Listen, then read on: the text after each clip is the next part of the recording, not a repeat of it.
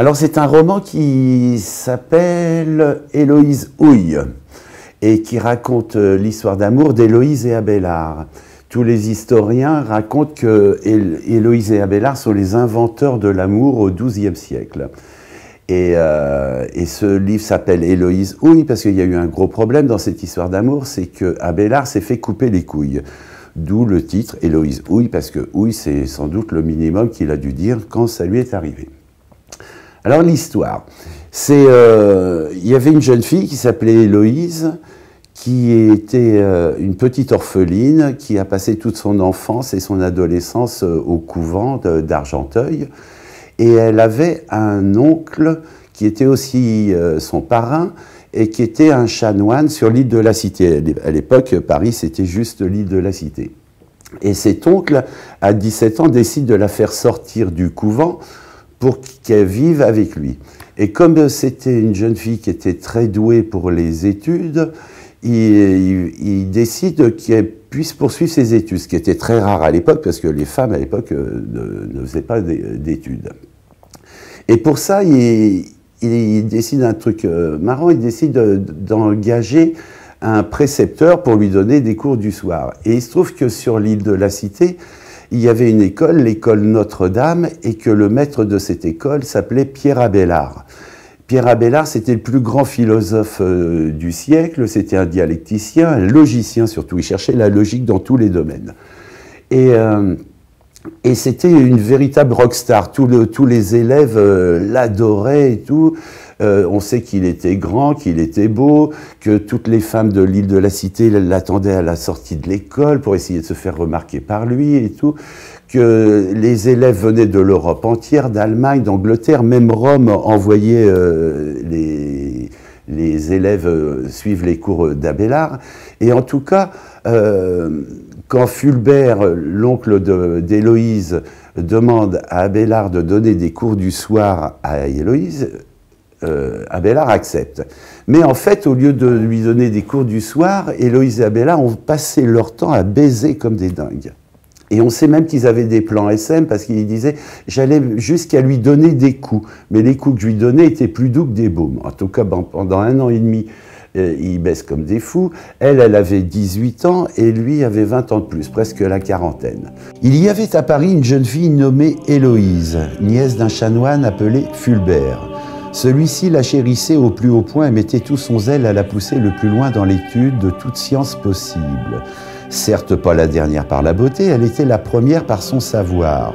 La rareté de la connaissance littéraire chez les femmes mettait encore plus nettement en valeur cette jeune fille, mais je vis principalement en elle ce qui séduit habituellement les amants.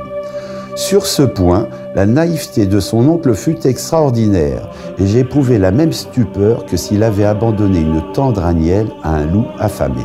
En me la livrant non seulement pour que je l'instruise, mais aussi afin, si nécessaire, de la châtier sévèrement, que faisait-il donc sinon donner toute liberté à ma lubricité? Et puis un jour, Fulbert, l'oncle, rentre dans la chambre et les voit en train de baiser. Il dira d'ailleurs, je les ai vus comme Vénus et Mars. Aussi sec, il chasse à Abélard, et puis il est absolument furieux, Fulbert, parce qu'Abélard, entre-temps, était venu enlever Héloïse, qui elle, s'était retrouvée enceinte, et elle avait fait tout ce qu'il fallait pendant 1 an et demi pour se retrouver enceinte, et ils ont eu un enfant d'ailleurs dont ils ne seront jamais occupés. Et elle a expliqué plus tard, elle dit dans notre histoire d'amour, c'était un tel amour qu'il n'y avait pas de place pour un enfant. En tout cas, donc ça n'a pas plu du tout à Fulbert, qui a engagé 3 larrons et qui a fait un soir, Abélard était au lit chez lui, et les 3 larrons sont arrivés avec Fulbert et ont coupé les couilles d'Abélard. Alors là, il y a eu un gros problème parce qu'après, Héloïse est arrivée et puis Abélard, il lui dit, ben voilà, moi qui étais une idole, qui était adulée par tout le monde et tout, ben ma vie, maintenant, elle est foutue, quoi, parce que tout le monde va se foutre de ma gueule. D'ailleurs, on commence à m'appeler Pierre l'incomplet, Pierrette, enfin bon, il dit, ça va être infernal pour moi.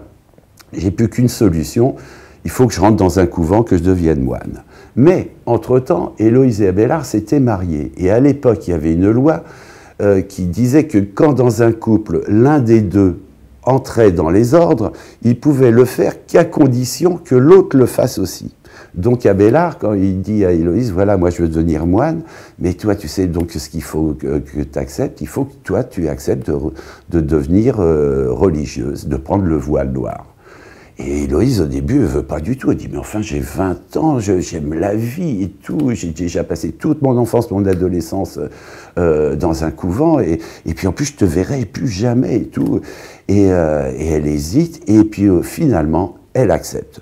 Ce qui est une preuve d'un amour, d'une folie incroyable. Abélard se retrouve au couvent de Saint-Denis et Héloïse à celui d'Argenteuil. Et là, Abélard se met à écrire des livres sur la religion, parce que c'était aussi un théologien. Et comme il était logicien, il cherchait la logique de Dieu. Et ça, au XIIe siècle, chercher la logique de Dieu, c'était insupportable pour les pères de l'Église, qui l'ont condamné dans un concile à Soissons. C'est une sorte de tribunal ecclésiastique, et 2 fois il s'y est retrouvé. Et à Soissons, Abélard risquait carrément la peine de mort pour le livre qu'il avait écrit. Et en fait, comme c'était Abélard, c'était vraiment une idole, il a été simplement condamné à brûler son propre livre. Et puis ensuite, il a été condamné à la prison. Ensuite, il y a eu, beaucoup plus tard, il y a eu un deuxième concile dirigé contre lui à Sens à cause d'un autre livre qui s'appelait Sic et Non. Sic et Non, en latin, ça veut dire oui et non.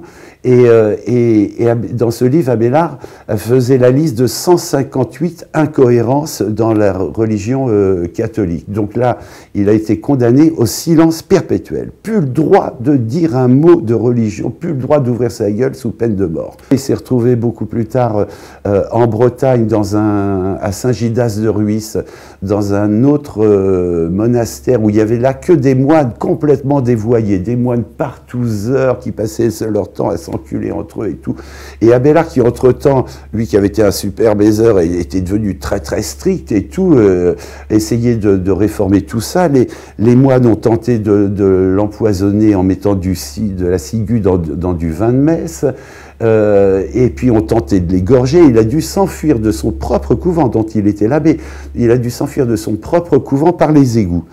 Et toute sa vie, ça a été que des emmerdements comme ça pour Abélard. Entre-temps, Héloïse était une religieuse de base, puis elle est devenue sœur prieure, puis abbesse de son couvent. Elle donnait des cours aux nonnes et tout pour qu'elles apprennent, qu'elles se cultivent, etc. Et cette histoire, et Héloïse, elle, ça l'a jamais lâché, cette histoire d'amour. Et à un moment, entre Héloïse et Abélard, ils se sont écrits des lettres, et c'est aussi comme ça qu'on peut connaître cette histoire, des lettres où elle lui dit des trucs complètement fous. Elle lui dit, par exemple, à un moment, si l'empereur Romain Auguste m'avait proposé d'être sa femme et m'avait donné tout l'univers, je lui aurais répondu que je préférais rester ta putain. Et elle était absolument chaude comme une baraque à frites, et ça a été tout le temps comme ça. Comment pourrais-je en effet parler de pénitence pour mes péchés quand mon esprit garde encore la volonté de pécher et brûle toujours de mes anciens désirs? Si je pouvais à nouveau laisser toute liberté à ma langue et ouvrir la bouche, ce ne serait pas pour me confesser. Ces folies chères aux amants que nous avons goûtées ensemble me furent tellement douces que je ne parviens toujours pas à les détester ni à les chasser de ma mémoire. Où que je me retourne, elles s'imposent à mes yeux avec des envies qui les accompagnent. Même la nuit sur ma paillasse, elles ne m'épargnent pas de leurs illusions. En fait, Abélard ensuite s'est retrouvé à l'abbaye de Cluny, où il y avait un abbé qui était un des rares pères de l'Église à aimer Abélard, et il est mort à côté de Cluny, à Chalon-sur-Saône. Mais entre-temps, il avait écrit à Héloïse, et il disait à tout le monde qu'il voulait être enterré près d'Héloïse. Et l'abbé de Cluny, une nuit, a déterré le corps d'Abélard pour l'emmener à Héloïse. Là, cet abbé a été enterré dans un caveau, dans un couvent de femmes, ce qui est déjà un truc absolument rarissime. Et en fait, ils sont morts tous les deux au même âge. C'est-à-dire que Abélard est mort à 63 ans, et comme ils avaient 20 ans d'écart, Héloïse est morte, elle aussi, à 63 ans. Et là, il s'est passé quelque chose qu'on appelle le miracle d'Abélard.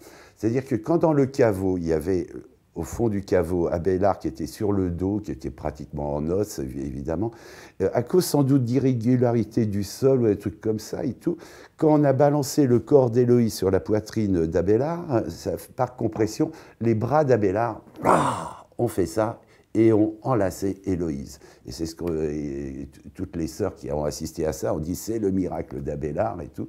Et enfin, Héloïse, qui avait attendu tout le temps le retour de son mec, le retrouvait cette fois-ci, se retrouvait dans ses bras pour l'éternité. Dans tous les livres qui ont été écrits sur Héloïse et Abélard, il y a un truc, moi, qui me choquait, c'est que les historiens racontent comment Héloïse et Abélard se rencontrent, puis à un moment, en une phrase, ils disent « Et pendant 1 an et demi, ils vécurent des amours torrides, point ». Et après, ils racontent la suite. Et moi, je dis, comment ça, une phrase? Je vais développer. Et dans ce livre, il y a à peu près 150 pages de baise d'Héloïse et Abélard qui se faisaient absolument tout, quoi. Et donc voilà, c'est une histoire d'amour mythique. C'est comme celle de Tristan et Iseut ou de Roméo et Juliette, mais en vrai. Et c'est donc, ce roman, c'est donc l'histoire des inventeurs de l'amour.